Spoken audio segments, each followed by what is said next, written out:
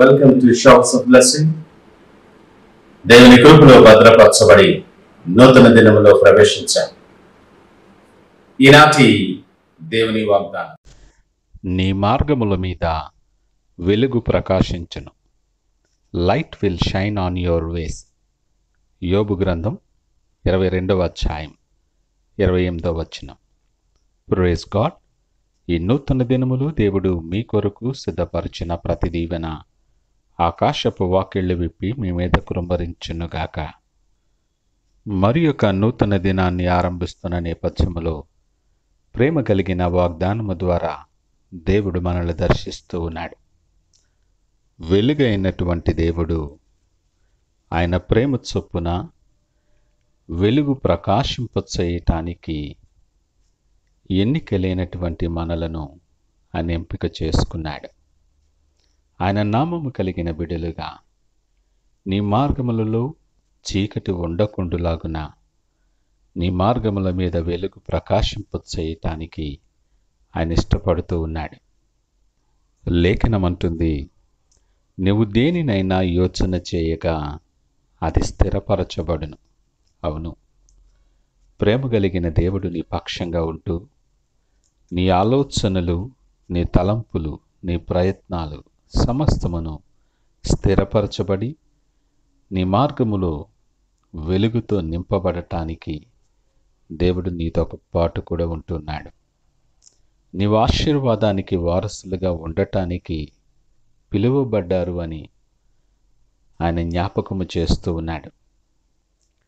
చీకట్లు మనలను కమ్ముకున్న నేపథ్యములో ఆయన సిద్ధపరిచిన ప్రతి దీవెన, ప్రతి ఆశీర్వాదం మనం ఎలాగూ స్వతంత్రించుకోవాలి అని దేవుడి ఉదయం మాట్లాడుతూ ఉన్నాడు. ఆయన నీ మీద, నీ మార్గముల మీద వెలుగు ప్రకాశింపచేయటానికి సిద్ధంగా ఉన్నాడు. ఆ వెలుగు నీ మీద ప్రసరింపబడాలి అంటే 4 పనులు మనము చేయాలి. మొదటిగా, నీవు సర్వశక్తిని వైపు తిరగవలసిన వానివిగా ఉన్నావు. లోకము వైపు, లోకాశల వైపు, మరి లోకములో ఉండే ప్రతి ఆకర్షణ వైపు పరుగులు పెడుతున్న నీ అడుగులు, వాటిని సర్వశక్తిని వైపు మరల్చుకోవాలి. నీ మార్గములో, నీ తలంపులలో ఆయనకు అంగీకారము కానిటువంటివి ఒకవేళ అవి నీకు ఇష్టమైనా సరే అవి నీవు విడిచిపెట్టాలి. మనసు ఆయన వైపు తిప్పుకొని నువ్వు సిద్ధపడాలి. రెండవదిగా, నీ గుడారములో దుర్మార్గత ఉన్నట్లయితే దాన్ని తొలగించాలి. నీ హృదయములో, నీ జీవితములో, నీ గృహములో ఆయనకు అంగీకారము కానిటువంటివి, దుర్మార్గతతో కూడిన కార్యాలు ఉన్నట్లయితే వాటిని విడిచిపెట్టాలి. మూడవదిగా, ఆయన మాటలు నీ హృదయములో ఉంచుకోవాలి. దావీదు అంటాడు, నేను పాపము చేయకుండానట్లు నీ వాక్యాన్ని నా హృదయములో భద్రపరుచుకున్నాను అంటాడు. వాక్యము జీవము గనుక దానిని మనము పొంది ఉండాలని దేవుడు మాట్లాడుతూ ఉన్నాడు. నీ హృదయములో జీవము కలిగిన ఆయన మాటలకు స్థానం ఉంటే, వెలుగైనటువంటి ఆ వాక్యానికి నీ హృదయంలో స్థానం ఉంటే, నీ హృదయములో, నీ జీవితంలో ఉన్న ప్రతి చీకటి కూడా తొలగించబడుతుంది. 4వదిగా, ఆయనతో సహవాసము చేసేవారముగా ఉండాలి. ఆయనతో సహవాసం నీకు సమాధానము కలుగు చేస్తుందని లేఖనం మాట్లాడుతుంది. ఈ ఉదయకాల సమయం నువ్వెవరివైనా, నువ్వే స్థితిలో ఉన్నా, నీ మార్గాల మీద వెలుగు ప్రకాశింపచేయాలని దేవుడు ఎదురు చూస్తూ ఉన్నాడు. నువ్వు కూర్చుండుట, నీవు లేచుట ఎరిగిన దేవుడు. నీ మార్గాలు, నువ్వు నడుచు మార్గాలు ఎరిగినటువంటి దేవుడు. ఏ ఒక్కరూ తప్పిపోకూడదని ఆశపడే దేవుడు. నిన్ను ప్రేమించి నువ్వు ఆశీర్వాదానికి వారసులుగా పిలువబడ్డావని నీకు గుర్తు చేస్తూ ఆయన నిన్ను పిలుస్తూ ఉన్నాడు.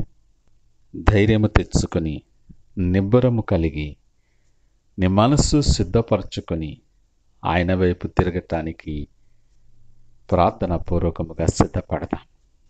ఆయన దగ్గరకు వచ్చు వారిని ఎంత మాత్రము త్రోయని దేవుని సన్నిధిలో ఉన్నాం.